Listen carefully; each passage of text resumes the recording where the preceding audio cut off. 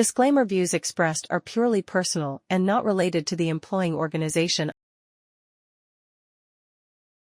I think issue with the NAF questions and points we can encounter. Maybe we can, just to sum it up, right? Probably we can, apart from this, అంటే ఎట్లుంటుంది మీరు చెప్పండి నాకు. అంటే కొన్ని general common పీపుల్కి problems ఉంటాయి కదా. Like for example major complaint ఏంటి డాక్టర్స్ దగ్గరికి వస్తే, లైక్ ఓవర్ బిల్లింగ్, రైట్? అంటే ప్రైవేట్ హాస్పిటల్కి వెళ్తే ఒక BPL above poverty line person BPL అయి రావాల్సిందే, because that's how it is. 3 లక్షలు 4 లక్షలు. నిన్న మా ఫ్రెండ్ ఒకటి చెప్తా ఉన్నాడు, హీ వాస్ టెల్లింగ్, హర్ష అంటాడు, పాయిజన్ తీసుకునే కేసెస్లో 10 lakhs మినిమం బిల్ కానీ బయటికి రాదు. అండ్ అప్పుడు బయటకు వచ్చిన బై దెన్ కిడ్నీస్ ఫెయిల్ అయ్యి వాళ్ళు ఎన్ని రోజులు బతుకుతారో ఎవరికి తెలియదు. నరాలు దెబ్బతిని ఎట్లా మేనిఫెస్ట్ అవుతుందో తెలియదు అని చెప్తాడు. అంటే ఇది ఒక పాయిజన్స్ సీరియస్ థింగ్. బట్ చిన్న చిన్న వాటికి కూడా there is no checks and balances with respect to the bill that is being charge to the patients, right? దీని వల్ల మేజర్ యాంగ్విష్ వచ్చి ఏదో ఒక మేజర్ క్రైమ్ అయినప్పుడు తప్ప people are not generally supportive of your profession. I mean Definitely, because they feel that, see, we understand the 10-year duration you are studying and all of it, right? But general feeling ఏంటంటే వాళ్ళు దోచుకుంటారు అవి. అంటే rationality ఎక్కడో miss అవుతుంది. ఆ రేషనాలిటీకి ఇప్పుడు if you go in to the foreign system, right, whether it is US or anything, most of the treatment has been standardized probably, and the billing is also has been standardized. ఇప్పుడు జరుగుతుంది ఆరోగ్యశ్రీ అనుకోండి, ఇంకోటి అనుకోండి, over billing చేసి then ఎక్కడో దాన్ని normalise చేస్తున్నారు కదా. సో మేబీ మనము ఈ ఆస్పెక్ట్ లో కూడా ఒక డాక్టర్ ఒపీనియన్ టచ్ చేస్తే, ఐ థింక్ మనం ఏదో ఇష్యూ బేస్డ్ మాట్లాడినట్టు కాకుండా this will be holistic interview, because you talked about law, you talked about circumstances, right? అంటే వైద్యం అనేటువంటి దాన్ని మామూలుగా అయిపోయేటటువంటి దాన్ని కూడా కాంప్లికేటెడ్ చేసేసి దానికి ఎక్కువ ఛార్జీలు చేస్తూ ఉన్నారు. వాస్తవంగా మనకు వచ్చేటటువంటి దీంట్లో 70-80% ప్రాథమిక దశలో చాలా ప్రాథమికమైనటువంటి మందులతో పోయేటటువంటి దాన్ని ప్రజల్లో ఆ రకమైనటువంటి అపోహ కూడా కల్పించారు. దాని విషయం కూడా మనం యాక్చువల్లీ ఇది చాలా పెద్ద ఇష్యూ.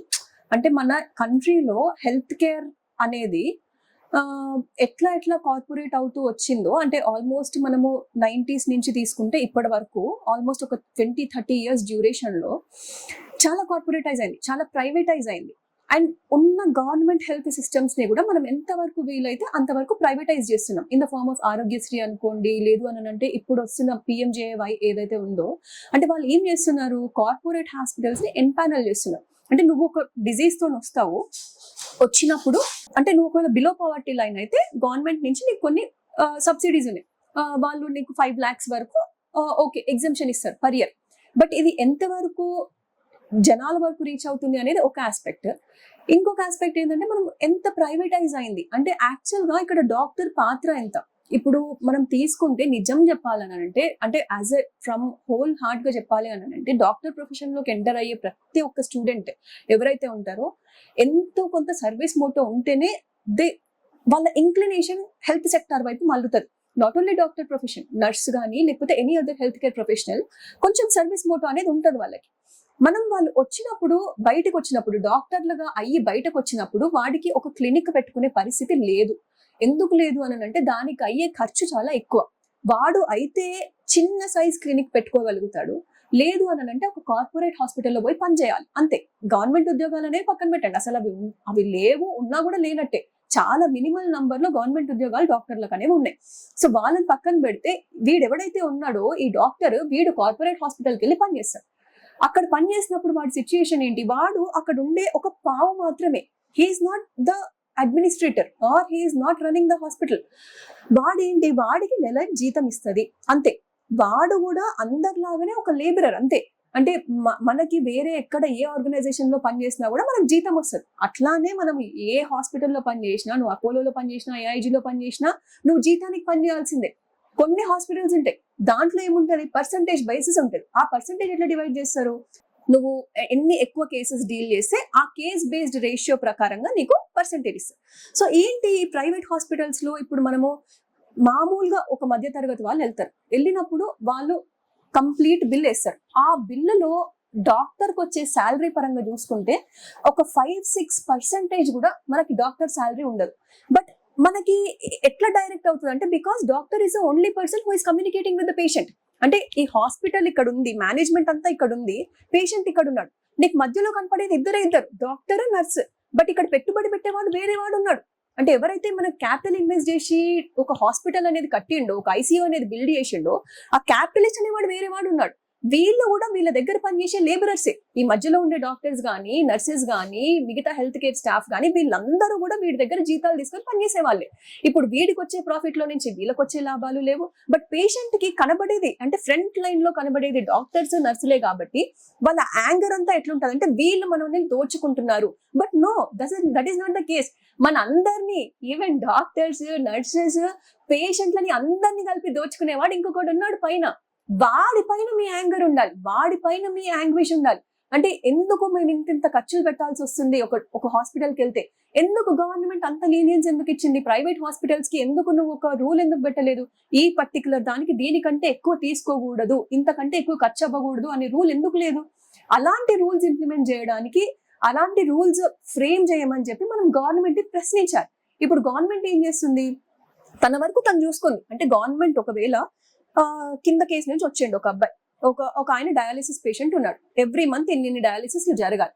అట్లాంటప్పుడు గవర్నమెంట్ ఏం చేస్తుంది? ఒక క్యాప్ డిసైడ్ చేసింది, నేను ఇంతవరకు ఇస్తా ఈ హాస్పిటల్ కి అన్నప్పుడు వీళ్ళు ఏం చేస్తున్నారు? ఈ హాస్పిటల్ కి ఒక్కొక్కసారి ఆ హాస్పిటల్ కి అంతకంటే ఎక్కువ ఖర్చు అవుతుంది, ఒక్కొక్కసారి ఆ హాస్పిటల్ కి అంతకంటే తక్కువ ఖర్చు అవుతుంది.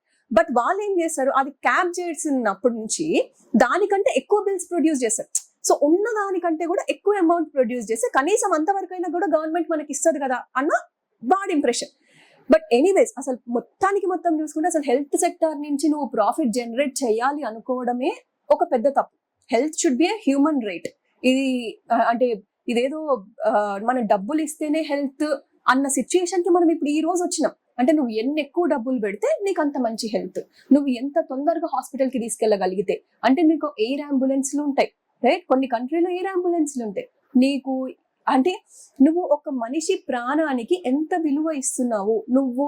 వాడు లోవర్ క్లాస్ వ్యక్తి అయితే వాడు హాస్పిటల్ చుట్టూ primary health centre, secondary health centre, tertiary health ఇవన్నీ తిరిగి ఒక కంప్లీట్ ఒక పైన లెవెల్కి వచ్చేంతసరికి వాడికి అసలు ప్రాణమే ఉండదు. అదే ఒక అప్పర్ క్లాస్ వ్యక్తి ఎవరికైతే ఆర్థికంగా ముందుకున్నారో వాళ్ళు డైరెక్ట్ గా పోవడమే, అప్రోచ్ అవ్వడమే ఒక కార్పొరేట్ హాస్పిటల్కి వెళ్తారు కాబట్టి వాడికి బతికే ఛాన్స్ ఎక్కువ ఉంటుంది. సో డెఫినెట్లీ ఈ ఆర్థిక అసమానతలు ఏవైతే ఉన్నాయో ఇవన్నీ కూడా మనకి ఈ హెల్త్ కేర్ సిస్టమ్ కానీ లేదంటే కార్పొరేటైజేషన్ కి కానీ ఇవన్నీ చాలా దోహదపడతాయి. సో మనకి ఎట్లా కనబడుతుంది అని అంటే మనకి న్యాయం జరుగుతుందా, న్యాయం జరగట్లేదా అంటే అసలు ఈ హెల్త్ కేర్ సెక్టార్ ని ప్రైవేటైజ్ చేయడము అనేదే ఒక పెద్ద అన్యాయమైన వ్యవస్థ. ఒక మనిషికి డబ్బులుంటే ఒకలాగా, డబ్బులు లేకుండా ఒకలాగా ఆరోగ్య సేవలు అందుతున్నాయి అంటే అదొక అమానుషమైన చర్యలాగా మనం ట్రీట్ చేయాలి. అంతేగాని నువ్వు ఒక NICU లో ఉండే baby 7 months baby, 8 months baby ఉంటే, ఫర్ ఎగ్జాంపుల్ చాలా చిన్న ఎగ్జాంపుల్ ఇది, నువ్వు ఒక కార్పొరేట్ హాస్పిటల్ కి తీసుకెళ్తే వాడిని 2 రోజులు 2 నెలల్లో ఇన్క్యుబేటర్ లో పెట్టి వాడిని బతికిచ్చి బయటకు పంపిస్తావు. అదే ఒక చిన్న తరగతి వ్యక్తి ఎవరైతే ఉంటారో 7 months 8 months బేబీ ఉంటే ఖచ్చితంగా వాడు 10 రోజుల్లో జాండీస్ తో చనిపోతాడు. అంటే ద డిఫరెన్స్ అంటే నువ్వు ఏ ప్రాణానికి ఎంత విలువ ఇస్తున్నావు. నువ్వు డబ్బున్న ప్రాణానికి ఒక విలువ, డబ్బు లేని ప్రాణానికి ఒక విలువ ఇవ్వడమే ఒక అమానుషమైన పద్ధతి. This has to change on a greater context. అంటే మనం సొసైటీగా ఒక ఏ సేవలు నువ్వు ప్రాఫిటీరింగ్ కి చూస్తున్నావు ఆ సేవలన్నీ కూడా ప్రాఫిట్ తీసేసి అందులో నుంచి it has to be publicised. అంటే నువ్వు హాస్పిటల్స్ అన్నిటిని నేషనలైజ్ చేయి, ఎందుకు చేయవు? అంటే this has to be the demand from the public. అంతేగాని నువ్వు దీని పట్ల ఏం మాట్లాడకుండా నువ్వు ప్రభుత్వానికి అంటే ప్రభుత్వం ఎన్నైనా ప్రైవేట్ హాస్పిటల్స్ గ్రాంట్ చేయొచ్చు, ప్రైవేట్ హాస్పిటల్స్ ఎంతైనా మీ నుంచి దోచుకోవచ్చు. వ్యాక్సిన్స్ కానివ్వండి, లేదు డ్రగ్స్ కానివ్వండి, కొత్త డ్రగ్స్ కానివ్వండి, దానిపైన ప్రాఫిట్ ఎందుకు? ఒక మనిషి ప్రాణాల పైన ప్రాఫిట్ ఎందుకు అనేది ప్రజల నుంచి రావాల్సిన ప్రశ్న. వాళ్ళు గవర్నమెంట్ని అడగాలి, నువ్వెందుకు మా ప్రాణాలకి మేము ఎందుకు డబ్బులు కడుతున్నాము అన్న ప్రశ్న ప్రజలు అడగాలి. ఎందుకు మనం ట్యాక్సులు కట్టట్లేదా? ప్రతి ట్యాక్స్ కడుతున్నాం, ప్రతి ఒక్కరు ట్యాక్స్ కడుతున్నాం. ఆ ట్యాక్స్ అంతటిని నువ్వు వేరే దేశాలకు ఎందుకు తరలిస్తున్నావు? ఎందుకు ఆర్మ్స్ ఎక్కువ కొంటున్నావు? నీకు కావాల్సిన విద్య వైద్యం ఎందుకు అందించట్లేదు? మేము ట్యాక్సులు కట్టిన దాన్ని దీనికి మళ్ళించు, పర్సెంటేజ్ ఎక్కువ చేయి, 20% చేయి, 25% చేయి, హెల్త్ ఇంప్రూవ్ చేయి, ఎడ్యుకేషన్ ఇంప్రూవ్ చేయి, ఆటోమేటిక్ గా నీకు ఎంప్లాయ్మెంట్ జనరేట్ అవుతుంది, ఆటోమేటిక్ గా సిస్టమ్ డెవలప్ అవుతుంది.